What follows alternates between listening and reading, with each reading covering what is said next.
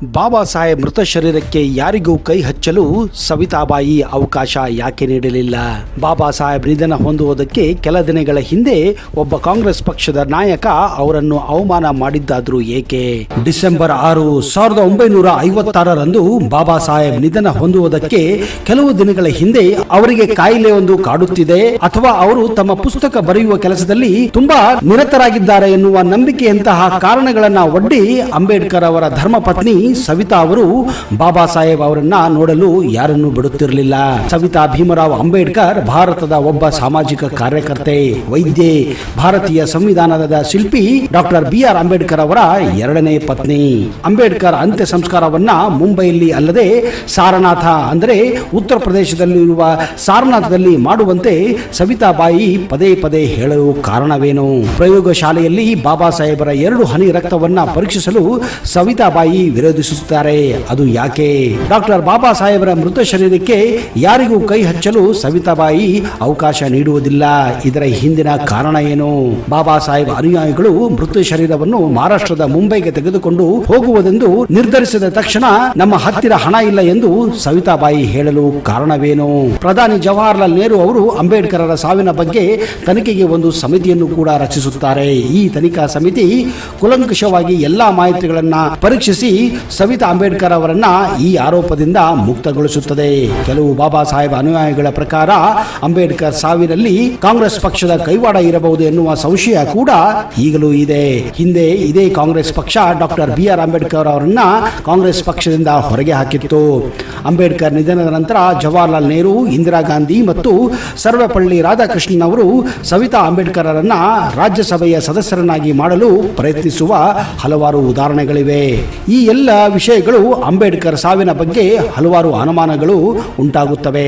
ಇದಕ್ಕೆ ಮುಖ್ಯ ಕಾರಣ ಡಾಕ್ಟರ್ ಅಂಬೇಡ್ಕರ್ ಅವರು ನಿಧನರಾದ ನಂತರ ಕೂಡಲೇ ಈ ವಾರ್ತೆಯನ್ನ ಯಾಕೆ ಎಲ್ಲರಿಗೂ ತಿಳಿಸಲಿಲ್ಲ? ಅಂಬೇಡ್ಕರ್ ಅವರ ಸ್ವತಃ ಮಗ ಡಿಸೆಂಬರ್ 6, 1956ರಂದು ಬಾಂಬೆಯಲ್ಲಿ ಇದ್ದರೂ ಸಹ ಅಂಬೇಡ್ಕರ್ ಅವರ ಸಾವಿನ ಬಗ್ಗೆ ಅವರಿಗೆ ಗೊತ್ತಾಗಿದ್ದು ಆಲ್ ಇಂಡಿಯಾ ರೇಡಿಯೋ ಪ್ರಸಾರವನ್ನು ಮಾಡಿದ ಮೇಲೆಯೇ. ಡಾಕ್ಟರ್ ಬಾಬಾ ಸಾಹೇಬ್ ಅಂಬೇಡ್ಕರ್ ಒಬ್ಬನೇ ಮಗ ಯಶವಂತರಾವ್ ಅಂಬೇಡ್ಕರ್ ಅವರಿಗೆ ಅವರ ತಂದೆಯ ಸಾವಿನ ಬಗ್ಗೆ ತಿಳಿಸಲು ಶ್ರೀಮತಿ ಸವಿತಾ ಅಂಬೇಡ್ಕರ್ ಅವರಿಗೆ ಅಡ್ಡಿಯಾಗಿದ್ದಾದರೂ ಏನು? ಬಾಬಾ ಸಾಹೇಬರ ಚಟುವಟಿಕೆ ಭಾಗವೆಂದು ಊಹಿಸಲಾಗಿದ್ದ ಸಿದ್ಧಾರ್ಥ ಕಾಲೇಜಿನ ಅಧಿಕಾರಿಗಳಿಗೆ ಟೆಲಿಗ್ರಾಮ್ ಮುಖಾಂತರವಾಗಲಿ ಅಥವಾ ಟೆಲಿಫೋನ್ ಮುಖಾಂತರವಾಗಲಿ ಯಾರೂ ಕೂಡ ತಿಳಿಸಲು ಸಾಧ್ಯವಾಗಿಲ್ಲ. ಇದರ ಹಿಂದಿನ ರಹಸ್ಯವೇನು? ಪತ್ರಿಕಾ ವರದಿಯ ವಿಭಾಗದಲ್ಲಿ ಕಾಣಿಸಿಕೊಂಡ ಕೆಲವು ವಾರ್ತಾ ಸಂಗತಿಗಳಿಂದ ಈ ಎಲ್ಲ ಅನುಮಾನಕ್ಕೆ ಮತ್ತಷ್ಟು ಇಂಬು ಸಿಕ್ಕಿತ್ತು. ಈ ಎಲ್ಲ ವಿಷಯಗಳನ್ನು ಇತರ ಕೆಲವು ಸತ್ಯಾಂಶಗಳನ್ನು ಪರಿಗಣಿಸಿದರೆ ಡಾಕ್ಟರ್ BR ಅಂಬೇಡ್ಕರ್ ಅವರ ಸಾವಿನ ಹಿಂದೆ ನಿಜಕ್ಕೂ ಹಲವಾರು ರಹಸ್ಯಗಳ ಕೌತುಕಗಳಿವೆ. ಬಾಬಾ ಸಾಹೇಬ್ ನಿಧನದ ನಂತರ ಬೆಳಕಿಗೆ ಬಂದ ಘಟನೆಗಳು ಖಂಡಿತವಾಗಿಯೂ ವಿವರಣೆ ಮತ್ತು ಇಲಾಖಾ ತನಿಖೆಯನ್ನು ಅಪೇಕ್ಷಿಸುತ್ತದೆ. ನಿಜಕ್ಕೂ ಹೇಳಬೇಕೆಂದ್ರೆ ಬಾಬಾ ಸಾಹೇಬರ ನಿಧನ ಒಂದು ನಿಗೂಢ ಕಥೆಯಾಗಿಯೇ ಉಳಿದಿದೆ. ಈಗಲೂ ಕೂಡ ಬಾಬಾ ಸಾಹೇಬ್ ಅನುಯಾಯಿಗಳು ಅವರ ಮೃತ್ಯುವನ್ನ ಒಂದು ಕೊಲೆ ಎಂದೇ ಪರಿಗಣಿಸುತ್ತಾರೆ. ಆದರೆ ಇದು ಎಷ್ಟು ಸತ್ಯ, ಎಷ್ಟು ಸುಳ್ಳು ಎಂಬುದು ಆ ಕೊಲೆಗಡಕರಿಗೆ ಗೊತ್ತು ಅಥವಾ ಡಾಕ್ಟರ್ BR ಅಂಬೇಡ್ಕರ್ಗೆ ಗೊತ್ತು.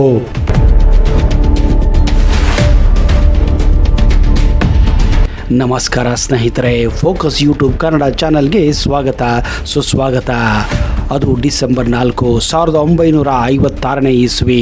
ಡಾಕ್ಟರ್ ಅಂಬೇಡ್ಕರ್ ಅವರು ರಾಜ್ಯಸಭೆಯ ಕಲಾಪಗಳನ್ನು ಮುಗಿಸಿ ದೆಹಲಿಯಲ್ಲೇ ಉಳಿದುಕೊಳ್ಳುತ್ತಾರೆ. ಮರುದಿನ ಮನೆಯಲ್ಲೇ ಉಳಿದುಕೊಂಡು ಬರವಣಿಗೆಯಲ್ಲಿ ತೊಡಗಿಕೊಳ್ಳುತ್ತಾರೆ. ಅಂದು ರಾತ್ರಿ 8ಕ್ಕೆ ಜೈನ ಮುನಿಯೊಬ್ಬರು ಅಂಬೇಡ್ಕರನ್ನು ಭೇಟಿ ಮಾಡಿ ನಾಳಿನ ಒಂದು ಕಾರ್ಯಕ್ರಮಕ್ಕೆ ಆಹ್ವಾನಿಸುತ್ತಾರೆ. ರಾತ್ರಿ 11:15ರ ಸಮಯ. ಲೇಖನಿ ಕೆಳಗಿಡುವ ವೇಳೆಗೆ ಬಾಬಾ ಸಾಹೇಬ್ ಅವರು ಸಾಕಷ್ಟು ಬಳಲಿದ್ದರು. ನಂತರ ಕೊಂಚ ಊಟ ಮಾಡುತ್ತಾರೆ. ಅವರ ಆಪ್ತ ಕಾರ್ಯದರ್ಶಿ ನಾನಕ್ ಚಂದ್ ರತ್ತು ಜೊತೆ ಬುದ್ಧ ಅಂಡ್ ಹಿಸ್ ಧರ್ಮ ಗ್ರಂಥದ ಬಗ್ಗೆ ಮಾತನಾಡುತ್ತಾರೆ. ಹಾಗೂ ಆ ಪುಸ್ತಕದ ಮೊದಲ ಪುಟವನ್ನು ಅಂದರೆ ಅರ್ಪಣೆಯ ಟೈಪ್ ಮಾಡುವ ಕೆಲವು ಪುಟಗಳನ್ನು ನಿರ್ಧರಿಸಿ ಜೊತೆಗೆ ಬರ್ಮಾ ಸರ್ಕಾರಕ್ಕೆ ತಾವು ಬರೆದಿರುವ ಪತ್ರಗಳನ್ನು ತೆಗೆದು ತಮ್ಮ ಟೇಬಲ್ ಮೇಲಿಡುವಂತೆ ಸೂಚಿಸುತ್ತಾರೆ. ರಾತ್ರಿ ಮತ್ತೊಮ್ಮೆ ಅವುಗಳನ್ನು ಪರಿಶೀಲಿಸುವುದು ಅವರ ಉದ್ದೇಶವಾಗಿತ್ತು. ಬೆಳಗ್ಗೆ ಬೇಗನೆ ಬಂದು ಬಿಡು, ಅವುಗಳನ್ನೆಲ್ಲ ನಾಳೆಯೇ ತುರ್ತಾಗಿ ಕಳಿಸಬೇಕೆಂದು ಅವರ ಆಪ್ತರಿಗೆ ಹೇಳುತ್ತಾರೆ. ಎಲ್ಲ ಕೆಲಸ ಮುಗಿಸಿ ಬೆಳಿಗ್ಗೆ ಬೇಗ ಬರುವೆ ಎಂದು ಅವರ ಆಪ್ತರಾದಂತಹ ರತ್ತು ಅವರು ತಮ್ಮ ಸೈಕಲ್ ಹತ್ತಿ ಮನೆಗೆ ತೆರಳುತ್ತಾರೆ. ನಂತರ ಬಾಬಾ ಸಾಹೇಬ್ ಅವರು ಟೇಬಲ್ ಮೇಲಿಟ್ಟಿದ್ದ ಎಲ್ಲಾ ಕಾಗದ ಪತ್ರಗಳನ್ನು ಒಮ್ಮೆ ಓದಿ ತಡರಾತ್ರಿ ಮಲಗುತ್ತಾರೆ. ಅದು ಡಿಸೆಂಬರ್ 6 ಮುಂಜಾವು ಬೆಳಗ್ಗೆ 6:30 ಬಾಬಾ ಸಾಹೇಬ್ ಅವರ ಪತ್ನಿ ಸವಿತಾ ಅಂಬೇಡ್ಕರ್ ಅವರು ಚಹಾದೊಂದಿಗೆ ಕೊಠಡಿಗೆ ಬರುತ್ತಾರೆ. ಅವರನ್ನು ಎಬ್ಬಿಸಲು ಪ್ರಯತ್ನಿಸುತ್ತಾರೆ. ಆದರೆ ಬಾಬಾ ಸಾಹೇಬ್ ಮುಂದೆಂದು ಹೇಳುವುದೇ ಇಲ್ಲ. ಅವರು ಚಿರನಿದ್ರೆಯಲ್ಲಿ ಮಲಗಿ ಹೋಗಿದ್ದರು. ತಕ್ಷಣವೇ ಅವರು ರತ್ತು ಅವರನ್ನು ಕರೆಯುತ್ತಾರೆ. ಅಂಬೇಡ್ಕರ್ ನಿಧನರಾದ ಸುದ್ದಿಯನ್ನು ಅವರಿಗೆ ತಿಳಿಸುತ್ತಾರೆ. ಆದರೆ ಯಾವ ಒಂದು ಕಾರಣಕ್ಕಾಗಿ ಅವರು ಬೇರೆಯವರಿಗೆ ಈ ವಿಷಯವನ್ನು ತಿಳಿಸಲಿಲ್ಲ ಅನ್ನೋದೇ ಒಂದು ಸಂದೇಹಾಸ್ಪದ ಸುದ್ದಿಯಾಗಿದೆ. ಆಮೇಲೆ 4 ಗಂಟೆಯ ನಂತರ ಅಂಬೇಡ್ಕರ್ ಅವರ ನಿಧನದ ಸುದ್ದಿಯನ್ನು ಆಕಾಶವಾಣಿಗೆ ಹಾಗೂ ಪೊಲೀಸರಿಗೆ ತಿಳಿಸಲಾಗುತ್ತದೆ. ಈ ವಾರ್ತೆ ರೇಡಿಯೋದಲ್ಲಿ ಬಿತ್ತರಿಸುವಂತೆ ಇಡೀ ದೇಶ ಸೂತಕದ ಸಂಚಲನೆಯಲ್ಲಿ ಹೋಗುತ್ತದೆ. ಬಾಬಾ ಸಾಹೇಬರ ಕೋಟಿ ಅನುಯಾಯಿಗಳು ದಿಗ್ಭ್ರಾಂತರಾಗುತ್ತಾರೆ. ಲಕ್ಷ ಜನರು ಅಂಬೇಡ್ಕರ್ ಅವರ ಕೊನೆ ಉಸಿರುಳಿದಿರುವ ನವದೆಹಲಿಯ ಅಲಿಪುರ್ ರಸ್ತೆಯಲ್ಲಿರುವ 26ನೇ ನಂಬರ್ ಬಂಗಲೆಯತ್ತ ಧಾವಿಸುತ್ತಾರೆ.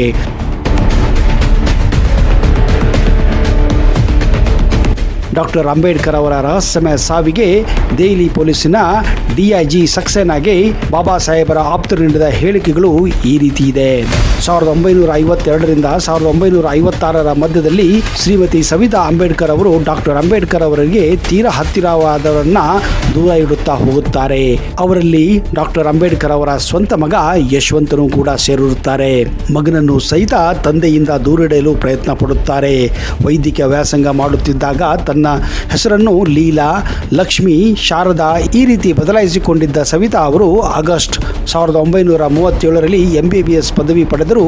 1943ರಲ್ಲಿ MD ಪರೀಕ್ಷೆಯಲ್ಲಿ ಪಾಸಾಗಲಿಲ್ಲ. ಅಲ್ಲಿಯೂ ಕೂಡ ಕೆಲವು ಸಂದೇಹಗಳು ಉಂಟಾಗುತ್ತವೆ.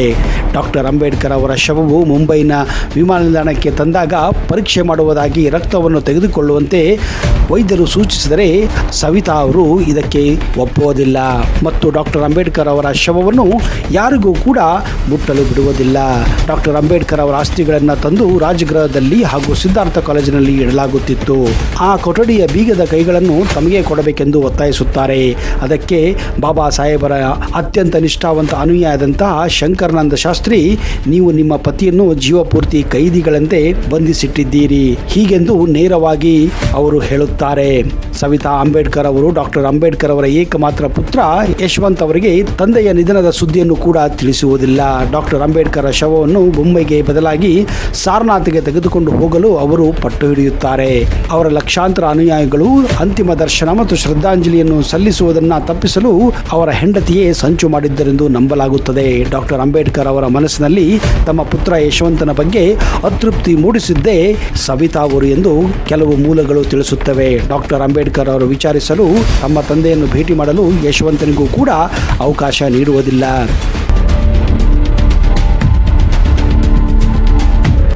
ಡಾಕ್ಟರ್ ಅಂಬೇಡ್ಕರ್ ಅವರು ಬದುಕಿದ್ದಾಗಲೇ ಅವರ ಜೀವನ ಚರಿತ್ರೆ ಬರೆದಂತಹ ಅವರ ಆಪ್ತ ಮಿತ್ರರಾದಂತಹ ಸೋಹನ್ ಲಾಲ್ ಶಾಸ್ತ್ರಿ ಅವರು ತಮ್ಮ ಪುಸ್ತಕದಲ್ಲಿ ಪುಟ ನಂಬರ್ 220 ಹಾಗೂ 222ರಲ್ಲಿ ಅಧಿಕೃತವಾಗಿ ದಾಖಲಾಗಿದೆ.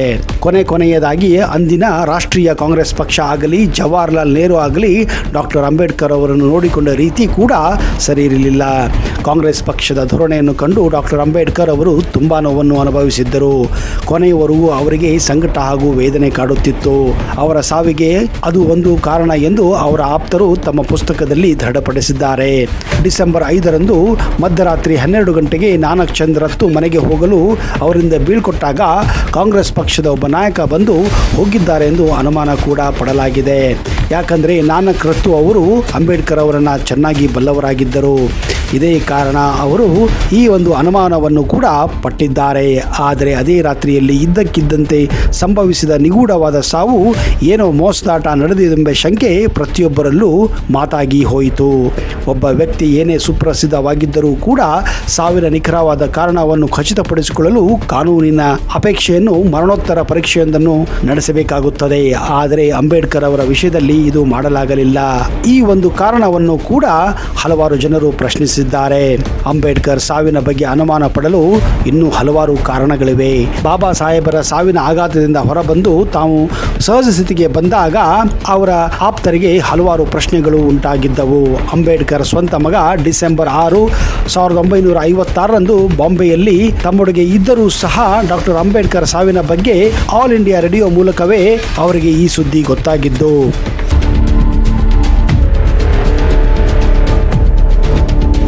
ಬಾಬಾ ಸಾಹೇಬ್ ಅಂಬೇಡ್ಕರ್ ಒಬ್ಬನೇ ಮಗ ಯಶವಂತ್ ಅಂಬೇಡ್ಕರ್ ಅವರಿಗೆ ತಂದೆ ಸಾವಿನ ಬಗ್ಗೆ ತಿಳಿಸಲು ಶ್ರೀಮತಿ ಅಂಬೇಡ್ಕರ್ ಅವರು ಅಡ್ಡಿಯಾಗಿದ್ದರೆಂದು ನಂಬಲಾಗಿದೆ. ಬಾಬಾ ಸಾಹೇಬರ ಚಟುವಟಿಕೆಗಳ ಭಾಗವೆಂದು ಊಹಿಸಲಾಗಿದ್ದ ಸಿದ್ಧಾರ್ಥ ಕಾಲೇಜಿನ ಅಧಿಕಾರಿಗಳಿಗೆ ಟೆಲಿಗ್ರಾಮ್ ಮುಖಾಂತರವೇ ಆಗಲಿ ಟೆಲಿಫೋನ್ ಮುಖಾಂತರವಾಗಲಿ ಮಧ್ಯಾಹ್ನದವರೆಗೂ ಕೂಡ ಅವರ ಸಾವಿನ ಸುದ್ದಿಯನ್ನು ತಿಳಿಸಿರಲಿಲ್ಲ. ಪತ್ರಿಕಾ ವರದಿಯ ವಿಭಾಗದಲ್ಲಿ ಕಾಣಿಸಿಕೊಂಡ ಕೆಲವು ವಾರ್ತಾ ಸಂಗತಿಗಳಿಂದ ಈ ಎಲ್ಲ ಕಾರಣಗಳಿಗೂ ಅನುಮಾನ ವ್ಯಕ್ತವಾಗುತ್ತದೆ. ಈ ಎಲ್ಲ ವಿಷಯಗಳನ್ನು ಇತರೆ ಕೆಲವು ಸತ್ತಾಂಶಗಳನ್ನು ಪರಿಗಣಿಸಿ ನೋಡಿದಾಗ ಬಾಬಾ ಸಾಹೇಬ್ ಅಂಬೇಡ್ಕರ್ ಅವರ ನಿಧನ ನಿಜಕ್ಕೂ ನಿಗೂಢವಾಗಿತ್ತು ಎಂದು ಹೇಳಲಾಗುತ್ತಿದೆ. ಆದರೆ ಬಾಬಾ ಸಾಹೇಬ್ ಅಂಬೇಡ್ಕರ್ ಅವರು ನಮ್ಮಿಂದ ಆಗಲಿ ದಶಕಗಳೇ ಕಳೆದು ಹೋಗಿದೆ ಸ್ನೇಹಿತರೆ.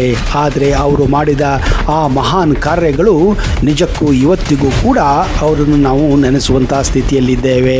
ಆ ಮಹಾನ್ ವ್ಯಕ್ತಿಯ ಆತ್ಮಕ್ಕೆ ಯಾವಾಗಲೂ ಶಾಂತಿ ಸಿಗಲಿ ಎಂದು ನಾವು ಕೂಡ ಹಾರೈಸುತ್ತೇವೆ. ಅಲ್ಲಿಯವರೆಗೆ ಜೈ ಹಿಂದ್, ಜೈ ಕರ್ನಾಟಕ, ಜೈ ಭೀಮ್.